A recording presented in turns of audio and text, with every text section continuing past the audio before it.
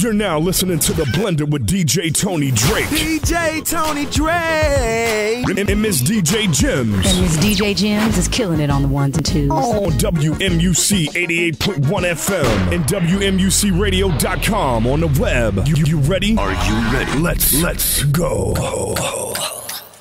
What's going on, everybody? This is The Blender. We have a very special guest with us backstage at the Duck Down Tour. Special guest. Can you go ahead and introduce yourself to people? Oh man, they call me Skyzoo, Skyzoo, live out the borough, you know. And he just finished ripping the stage up in Baltimore. How did you feel about the performance? Amazing. Yo, I love it out here. I can't stress that enough, man. I know when I'm on stage, I say it, and when I'm out here kicking with the people, I say it. I really can't stress that enough. I love the city of Baltimore, man. Like, it's definitely my second home after Brooklyn. You know what I mean? After being in New York, it's definitely right there. This show was incredible. You know, we had some great shows thus far on the tour, but this one, by far, bodied all of it. You know what I mean? Definitely. That's what's up. And like, we caught the first part of the performance. Does it ever still wow you, like when you stop rhyming and everybody's singing along to your songs, or you kind of get used to it? It definitely does. I think every time, no matter how long you do this, it does that, because you can expect it, but then that'll be when they pull a rug under you, you know what I mean? The minute that you think you're too comfortable, that's when somebody gets you with your feet up. So when I'm on stage, somebody's singing the words, it means that much more to me, because what I'm writing and what I'm spitting is my life. And for somebody to know it that well, that means they relate to it that much. So when that happens, it's an incredible feeling. It's like you know you're in the right place, you know what I mean? All right, well, we've been talking to all of the artists about the legacy of Duck Down since y'all are celebrating your 15th anniversary. How does it feel being one of the newer artists to be with Duck Down?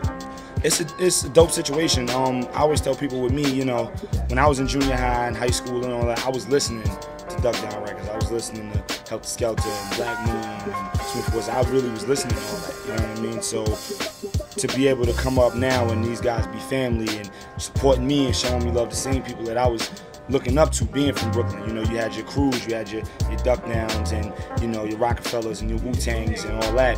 Duck Down was always right there, you know, so for me to be able to rub shoulders and be family with them is incredible, you know. Definitely. And we also wanted to touch on the new project. Can you go ahead and tell people a little bit of the background on it? Like, what's the tone of the project going to be like? Well, it's out, live from the tape that came out about a week ago. It's doing incredibly well in the charts. You know, it debuted at number 16 on the top 200 on Billboard. Number 3, appreciate it, man. Number 3 best-selling new artist album on Billboard. So it's moving. It's a dope, incredibly dope project, man. It's me and Illmind. For those who don't know, Illmind, incredible producer out of Jersey. He's done records with, you know, G-Unit and 50 Cent and all that, and then he did records with Little Brother and Scarface and Redman and Duck Down, and, you know, his versatility's crazy. So we did the whole project. We did it literally over the course of July. It took us a month to bang it out. And great album, man. You know, they're already calling it best album of the year, one of the best top 3 albums of the year. They're already saying that all online. XXL gave us an XL overall. They gave the lyrics XXL Classic 5 out of 5 in the lyrics category. So it's being received incredibly well, especially for something that we just did in a month and didn't know how the people would receive it. You know, coming off of an album like The Salvation, I knew what that meant to people. I knew people called it a classic, and they put it up there with those top tier albums.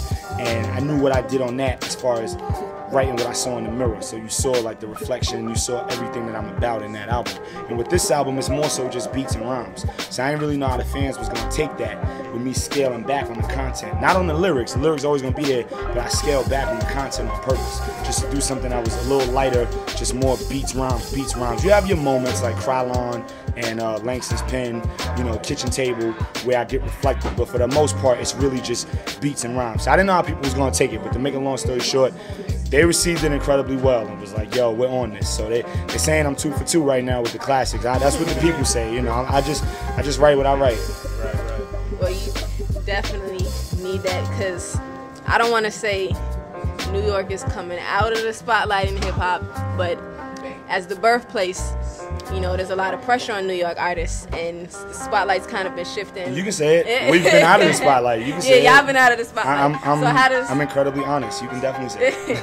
Yeah, so I was wondering, like, how does that feel in a sense that trying to bring back, you know, that legacy and trying to bring back the spotlight to New York? Right. Well, you know what it is? I don't think you should purposely, you know, intend to do that. I think you should make the music you make, and then it'll go from there. You know, when I grew up a block away from Biggie, literally, like 30 seconds. I can show you my house and his house. And coming up, watching Big, he brought it back to New York from the West. He brought it back, you know, to the Upper East and everything, to the Northeast, from the West Coast when they was running it and making great music. But he didn't go out and say, I'm gonna bring New York back, I'm gonna bring New York. He just did it. You know what I mean? Everybody was saying, we're gonna bring it back, we're gonna bring it back. He just made records and did it. You know, he didn't go out there and tell you what he was gonna do. He just did it. And then when it was done, it was too late. You couldn't say, damn, they took it back. It was done already. You know what I mean? So I think that's the key. You just make great music that everyone can relate to. You know, I don't make music that only New York can relate to. I make music that comes from a New York standpoint because of where I'm from. But I make music that Baltimore can fall in love with. I make music that Detroit can fall in love with, and LA and Atlanta and DC and everywhere across the globe. I make music that everyone can potentially fall in love with. But you know the root is in New York because that's where I'm from. Okay. And I like how you talked about that mindset, because I know a lot of people down here, especially like in the DC area, they feel like since we haven't really had shine, they feel like they gotta have DC on their back and put them in the light. But I think y'all are effective because y'all have such a strong team around y'all too in New York. Let's talk a little bit about your the way you work with the team around you with Duck Down. You said Duck Down team or New York? Well, Duck Down New York team team, it ain't no team. No. The Duck Down team. The Duck Down team is definitely a team. It's definitely a family. It's definitely, you know, we hold each other down. I think the tour is a great representation of that. You know, we're all on the tour together and supporting each other. And, you know, we come out during each other's sets and show love and do records and everything like that. And it's just one thing. It's not cliquish and everyone's over here. And it's like, yo, we in this together. We tearing these cities down, tearing these shows down, giving the people what they want. And with Duck Down, I always tell people, if you're gonna be on an indie as far as hip hop, Duck Down is the indie you wanna be on, because Duck Down moves like a major. You know, when you talk about BET and MTV and, you know, major magazines, XXLs, and Billboard and Source and things like that. When you're talking about radio, when you're talking about touring, Duck Down does all those things that a major label can do. It may not be on the grandiose scale, but you can say, yo, I want to get my video on BET.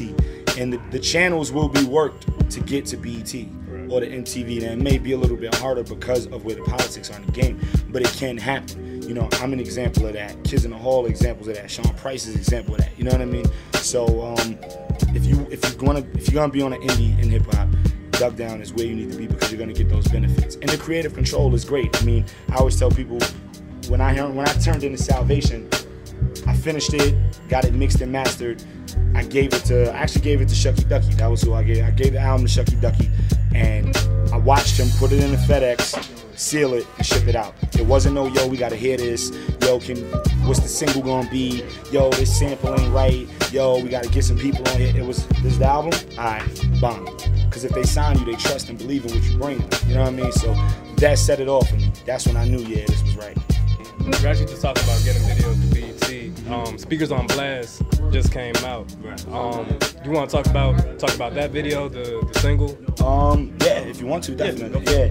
Well, with the record, you know, when I heard the beat, I knew what it was already. You know what I mean? I knew the potential that the record had. But the good thing about Live from the Tape Deck as a whole and that song by itself is Illmind and I didn't go into the project saying, yo, we need something for radio, we need something for girls, we need something. I never do that. I didn't do that on the Salvation. I don't do that on mixtapes. I'm not gonna do it. I just make the music that I want to make. But obviously, if I hear a track that I know can be suited for a certain place, then I'm on it. You know, so when he played the beat, I knew. I was like, yeah, we might have something with this. You know what I mean? And I went to work on it. And once I did it, he was jumping up in the studio. He was like, yo, we won. I was like, then we didn't even play the game yet. He was like, we won. We won when this comes out. And it worked. You know what I mean? It definitely happened. And just an incredible situation. The video, you know, I wanted the video to have that feel from what the fans know of me, but also to step into the new and really be able to bring more people in. So I wanted, you know, a quote-unquote prettier, glossier video without being pretty and glossy. You know what I mean? Just to walk that line, you know what I mean? And I think it worked. It worked really, really well. Video's great. People loving it. It got picked up by MTV. BET's on it right now, and they're putting it through their channels. So it's working out.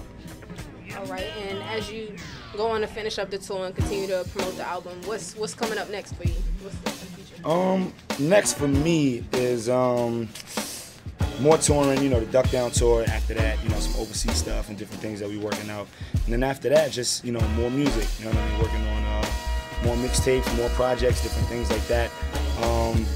Got a really, really dope mixtape idea that I'm gonna be doing. I kind of been letting the cat out of the bag lately, but hey, whatever.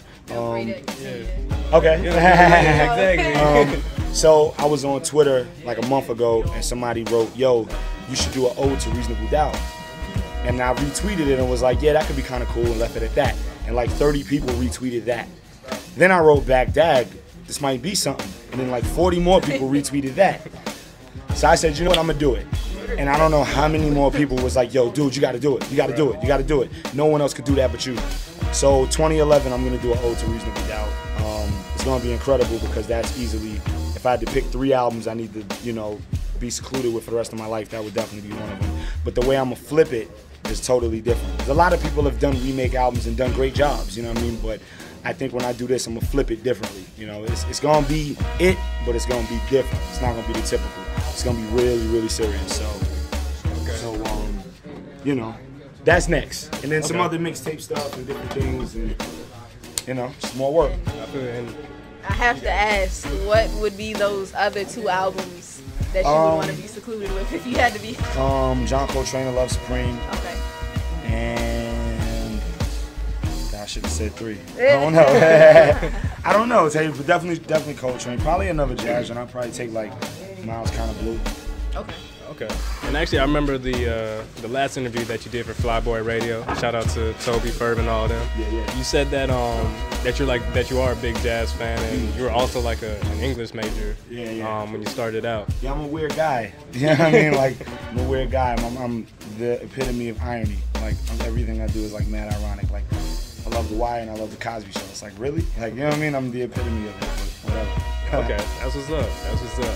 And actually, I just got one more question going back to the albums. Okay. You said like the first album was more reflective, and the second album is more beats and rhymes. Is there one that you prefer doing? Nah, but I don't know. I like storytelling. I like being reflective. I like putting me out there on record. You know what I mean? I think a little bit more than just rapping. But I have no problem just rapping and doing an album like that, like I did with Live from the Tape Deck, and the people are, you know, putting it on such a high pedestal. You know what I mean? And I have no problem with that. But I like storytelling. I like, you know, the Scarface and the Jay-Z and the Nas and like, you know, the Biggie. And I like writing stories and being real intricate. You know what I mean? Not being sad and you know, real, you know, down, but just the reflectiveness and painting pictures and telling stories, and you know what I mean? I like that a lot. So I probably would lean a little more to that, but it ain't a landslide. It's like a 60-40, you know what I mean? Okay. All right. Yeah. Respect that. All right. But I guess any last words you wanna tell the people? Yeah, just shout out to everybody who's been supporting. Shout out to everybody who is a fan of music. And being a fan, I think the problem in music across all boards, especially hip hop, but everywhere, is that you're losing the amount of fans, you know what I mean? Like, it's so easy to become an artist. It's so easy to become a blogger. It's so easy to become a producer and a critic. So all you gotta do is go online and put 1 and 1 together and make 2. You know what I mean? You can record in your crib, set up a YouTube page, set up a Twitter, get a you send it account and just start throwing music out. You know what I mean? Or you can create a blog. You can go to blogspot.com and create a blog, and suddenly your opinion matters, and now, you know, you're a bird. You know what I mean? Because like, you nitpick and diss everything just because you can or you think you can. And it's like, you're losing the fans, and when you lose the fans, you know, the genre of whatever it is you're doing is gonna diminish, you know what I mean? So shout out to everybody who's a fan of being a fan, because there's nothing wrong with that. I think to be an artist, or whether you rhyme or you play ball or whatever it is, you gotta stay a fan, because the minute you're not a fan no more, you're gonna fail, you know what I mean? Like, if LeBron isn't a fan of D-Wade and of Melo and all these people, he's not going to be as nice. Slowly but surely, it's going to deteriorate, you know? And I feel the same way. Like, the minute I stop being a fan of my label mates on Duck Down, or of the Lupes of the world, or the Clipses of the world, and people like that, then there's a problem. I'm not going to be as nice. Because me being a fan makes me want to go. Like, I hear Lou, I hear Pusha and them, I'm like, yeah, let's go. You know what I mean? Like, I want to start writing because I'm that excited about what they did. I'm a fan, you know what I mean? So it matters. So just stay fans. If you got it, do it. But if you're a fan, stay a fan, you know, and support. And, you know, we can all be happy. I like that. And I guess just can you run through the places where people can check out your stuff again real quick for me? Yeah, I mean, you can Google me. You know, you can Google Skyzoo and you'll see everything come up. Beyond that, you know, Twitter /TheRealSkyzoo, everything spelled out the right way. YouTube /SkyzooTV, duckdown.com. There's mad ways to get me. You can just go online, search me, and you'll see tons of things come up. So I'm easy to get a hold of musically and be a part of it.